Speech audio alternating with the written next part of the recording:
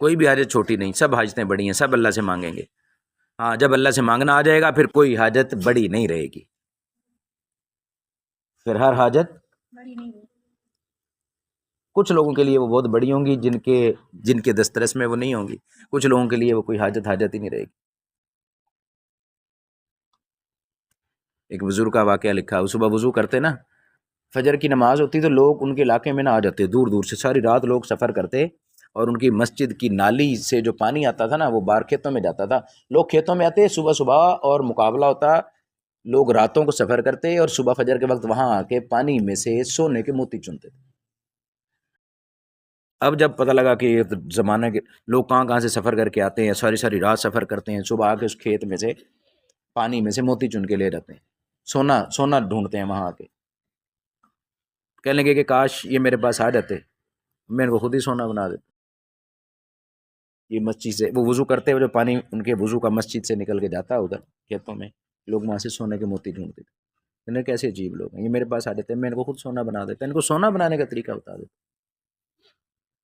کچھ چیزیں، کچھ حاجتیں کچھ لوگوں کے لیے بہت بڑی ہوتی ہیں، جبکہ دوسروں کے لیے اس کی کوئی اہمیت وقت نہیں ہوتی۔ یہ ہمارے لیے حاجتیں چھوٹی اور بڑی ہیں، جو پوری نہیں ہو رہی ہے میرے لیے بڑی ہے، دوسرے شخص کی ہے وہ حاجت ہی نہیں ہے، اس کے لیے وہ حاجت ہی نہیں ہے۔ میں دعائیں مانگ رہا ہوں صبح شام، یا اللہ مجھے شفا دے دے، صحت دے دے، ایک آدمی صحت مند ہے اس کو پرواہ ہی نہیں ہے، اس کے لیے یہ کچھ بھی نہیں ہے۔ اس کی ایک اور حاجت ہے جس کو وہ ٹوٹ کے مانگ رہا ہے، اللہ سے رو رہا ہے، سالوں لگا رہا ہے۔ یہ اولاد کی نعمت ہی دیکھ لیں، جس کے پاس نہیں ہے وہ سب کچھ لگانے کو تیار ہے، اور بعض کا جن کے پاس ہے ان کو پرواہ ہی نہیں ہے، انہوں نے کبھی سوچا ہی نہیں ہے، انہیں بائی برتھ مفت میں سے گاڈ گفٹڈ مل گئی ہے، ان بلٹ مل گئی ہے، بلیسڈ ہے، ہر سال بچہ بچہ بچہ آتا جا رہا ہے، ان کو اس سے کوئی کبھی ہاتھ اٹھا کے دعا مانگی نہیں ہے کہ یا اللہ دے دے۔ اگر دعاؤں سے مانگنا پڑتا تو پھر دیکھتے کہ کتنی اہمیت ہوتی۔ ہر شخص کی حاجت مختلف ہے، اگر یہ ساری حاجتیں اللہ پاک خود اپنے غیب سے پوری کر دیں تو اور کیا چاہیے؟ دیکھو وہی پوری کرنے والے ہیں، اور تو کوئی ہے ہی نہیں، کسی اور سے امید لگانا بے وقوفی ہے۔ لوگوں سے آپ کی حاجتوں کا پورا نہ ہونا یہ اللہ پاک کی رحمت ہے، بس اس پہ خوش رہے، مطمئن رہے۔ اس کا یہ مطلب نہیں ہے کہ لوگوں کے بارے میں دل میں کوئی برا خیال جانے یا بدگمانی، میں نے ان کے ساتھ خدمت کی اللہ کے لیے کر دی، یہ میرے کام آ گئے تو اللہ کے لیے، نہیں آئیں گے تب بھی ان سے کوئی گلا شکوہ نہیں ہے، یہ میری اولاد ہے، یہ میرے بیٹے ہیں، یہ میرے ماں باپ ہیں، یہ میرے بہن بھائی ہیں، مجھے حکم ہے کہ ان کے ساتھ حسن سلوک کرو اور اللہ کو راضی کرو، میں ان سے کر کے راضی ہو گئے، اللہ راضی ہو جائیں گے۔ اب اللہ نے مجھے کیسے راضی کرنا ہے، وہ ان کے ذریعے خدمت کروا دے، کسی اور سے کروا دے، اللہ ہی ہیں، اللہ جانتے ہیں، میں نے اپنا کام کر دیا، اللہ کو راضی کر دیا۔ اب اگر میرے کام نہ آئے میری مشکل میں، میرا کم سے کم ان سے گلا شکوہ نہیں بنے گا، میرا دل شکستہ نہیں ہوگا، ٹوٹے گا نہیں۔ اگر میں نے لوگوں سے امیدیں لگائی تھیں تو لوگ تو خود مرنے والے ہیں، جن حسیناؤں سے عشق کیے ہیں یہ تو خود ایک دن مرنے اور مٹنے والے ہیں، ان کی اپنی کوئی لمبی عمر نہیں ہے۔ اب انہوں نے مجھے رسپانس نہیں دیا تو میرا دل شکستہ ہو گیا ہے، تو مجھے ابھی تک رسپانس ہی نہیں مل رہا، اتنے دن سے محنت کر رہے ہیں کوئی جواب ہی نہیں آیا۔ تو اگر وہ بھی مٹی آپ بھی مٹی، مٹی جمع مٹی برابر مٹی، مٹی کو مٹی سے ضرب دیں گے تو کیا آئے گا جواب، مٹی میں مٹی جمع کریں گے تو کیا آئے گا جواب۔ کیوں پھر ایسی امیدیں لگائی ہیں کہ یہاں سے ہمیں کوئی رسپانس آئے گا؟ ہم نے تو یوں کیا، ہم نے وہ کیا تھا، ہمیں رسپانس ہی نہیں ملا۔ آپ نے غلط کیا تھا اس لیے آپ کو رسپانس نہیں ملا، ملنا بھی نہیں چاہیے تھا، اچھا ہوا کہ آپ کو رسپانس نہیں ملا، یہ بھی اللہ کا ایک احسان ہے آپ کو رسپانس نہیں ملا۔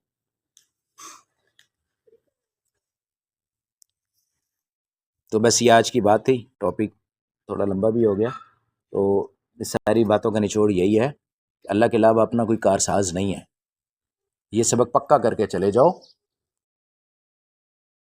حضرت عمر فاروق کے بارے میں آتا ہے نا کہ اب وفات کے بعد اپنے بیٹے کو ملے، بیٹے نے پوچھا منکر نکیر سے کیا بات ہوئی، کہنے لگے جی منکر نکیر نے آ کے پوچھا من ربو، آپ کا رب کون ہے؟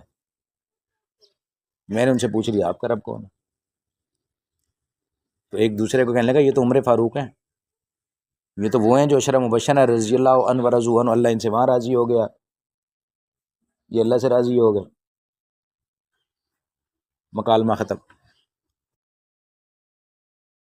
تو بس حاجت روا اللہ کے علاوہ کوئی نہیں ہے، مشکل کشا اللہ کے علاوہ کوئی نہیں ہے، پالنے والا اللہ کے علاوہ کوئی نہیں ہے، حاجت روا کوئی اپنا اس کے علاوہ مددگار نہیں ہے. جہاں بھی ہو اسے پاؤ گے. وَهُوَ مَعَكُمْ أَيْنَمَا كُنتُمْ، تم جہاں بھی ہوتے ہو ہم تمہارے ساتھ ہوتے ہیں. شارک سے بھی زیادہ قریب ہیں. مانگو گے ہم تمہیں ضرور دیں گے. ادعونی فدعونی استجب لکم. بخشش مانگو گے ٹوٹل گناہ معاف کر دیں گے. یغفر الذنوب جمیعا، ٹوٹل گناہ معاف کر دیں گے. پریشان ہو، گھبرا رہے ہو، لا تقنطوا من رحمت اللہ، مایوس نہ ہو. کیوں گھبراتے ہو؟ پریشان وہ جس کا رب نہ ہو، جس کا اللہ اتنا پیارا اتنا مہربان ہو، اس کو گھبرانے کی کیا ضرورت ہے؟ ہر لمحے ساتھ ہو، ہر سانس کے ساتھ ہو. راتوں کو دنوں کو اللہ سے بات کیا کرو، ہم کلام رہا کرو، چلتے پھرتے اپنی حاجتیں بتایا کرو، چھوٹی یا بڑی حاجتیں سب اللہ کو بتایا کرو. اللہ سے باتیں کرو، اللہ کو سوچو سارا دن، دل میں اللہ اللہ کو بٹھاؤ. اللہ کی ذات جب آئے گی، بادشاہ جب آتا ہے پورے پروٹوکول کے ساتھ آتا ہے، پوری چکا چوند زمانہ دیکھتا ہے کہ آج ان کے گھر بادشاہ آیا ہے یا وزیر آیا ہے. سارے زمانے کو لوگ پوچھتے ہیں کون آیا ہے. آج بڑا شور سن رہے ہیں ادھر،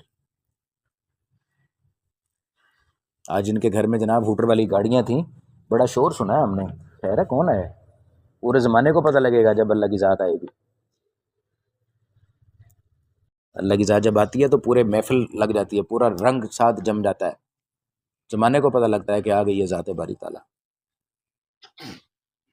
لوگ اپنی حاجتیں لے کر پھر پہنچ جاتے ہیں کہ سنا ہے آپ کے گھر وزیر آ رہا ہے، ہمارا بھی کام کروا دینا. سنا ہے آپ کے ہاں آج وزیر نے آنا ہے، تمہاری بھی عرضی پیش کر کے عرض کروا دینا. سنا ہے کہ آپ کے ہاں کام بنتے ہیں لوگوں کے.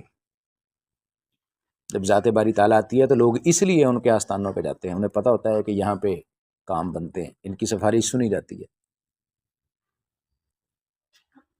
ان کی سفارش قبول کی جاتی ہے. پھر لوگ ڈھونڈتے ہیں کہ ایسی جگہ ڈھونڈیں جہاں پہ جا کے ہم دعا کروا دیں اور ہمارا کام بن جائے. ایسے اللہ والے ڈھونڈتے ہیں لوگ. اب تو باجی اللہ والی بھی آئی ہیں آج کل. عورت جو ہے جب یہ نیک ہوتی ہے نا تو عورت بڑی جلدی نیک ہو جاتی ہے. عورت کے لیے تو شارٹ کٹ راستہ ہے، وہ بہت بڑا کام بھی نہیں ہے. عورت بڑی جلدی نیک ہو جاتی ہے. عورت بچے جلد اسلام کو نصیحت کو قبول کرتے ہیں، ان کے دل نرم ہوتے ہیں. مرد ذرا سخت طبیعت کا ہوتا ہے.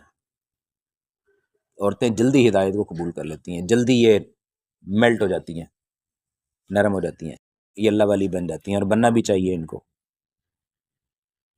ان کے مجاہدے کم ہوتے ہیں. بس ایک مردوں کو بہت سارے تقاضے ہیں، باہر نکلنا ہے، آنا ہے جانا ہے، اس لیے مردوں کو مشقت بہت کرنی پڑتی ہے. مرد ہے ہی مشقت کے لیے، سخت جان اس لیے رکھا گیا ہے. لیکن چونکہ یہ مشقت زیادہ کر سکتا ہے اس لیے یہ زیادہ زور لگاتا ہے، زیادہ یہ منازل طے کرتا ہے، اس لیے اس کا سفر زیادہ جلد ہوتا ہے، زیادہ تیز ہوتا ہے عورت کی نسبت. عورت قبول جلد کرتی ہے، جلد نیک اللہ والی بن جاتی ہے، لیکن مرد سے آگے اس لیے نہیں نکل پاتی کہ مرد زیادہ قوی ہوتا ہے. الرجال قوامون علی النساء، مرد عورتوں پر حاکم ہیں، اللہ نے بنائے ہیں. یہ زیادہ مشقت والے مجاہدے والے ہوتے ہیں، ان میں صلاحیت زیادہ ہوتی ہے برداشت کی. اس لیے 1,24,000 انبیاء مرد ہیں، عورت نہیں ہے. عورت کو نہیں رکھا کہ کمزور ہے. ہاں اللہ والی جلدی بن جائے گی مرد کی نسبت، لیکن مرد زیادہ پر اثر ہو سکتا ہے ہدایت کے لیے، رہبری کے لیے، رہنمائی کے لیے.